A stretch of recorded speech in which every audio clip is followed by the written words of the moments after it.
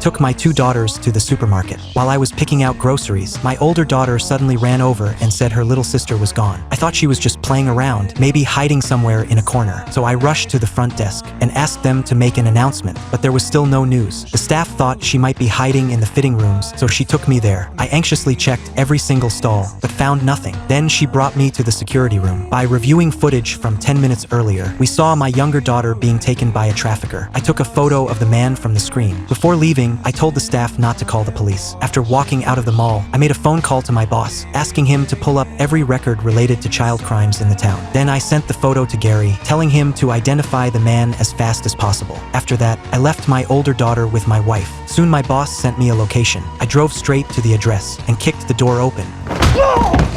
Where is she?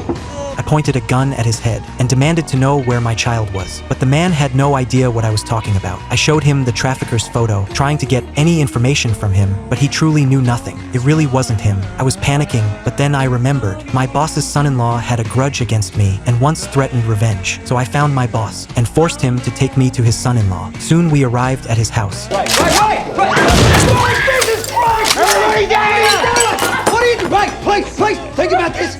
Where's the kid? What? I threatened the old man's life to pressure him, but he insisted he would never hurt a child and said his earlier words were just anger. With my boss's persuasion, I finally calmed down. Time was running out. I had to keep searching. Meanwhile, Gary learned from a detective that someone named Piggy knew the man in the photo. So Gary went to find Piggy with a gun. Under pressure, Piggy finally confessed that during past dealings with that man, he had seen many trafficked children. With Piggy leading the way, they found the trafficker's house. To avoid alerting him, Gary pretended to make a deal, using the excuse of buying a gun. He looked around carefully and sure enough found a locked room. Gary subdued the trafficker and discovered the children inside. Gary called me immediately. I rushed to the house at once, grabbed a shovel, and walked into the basement.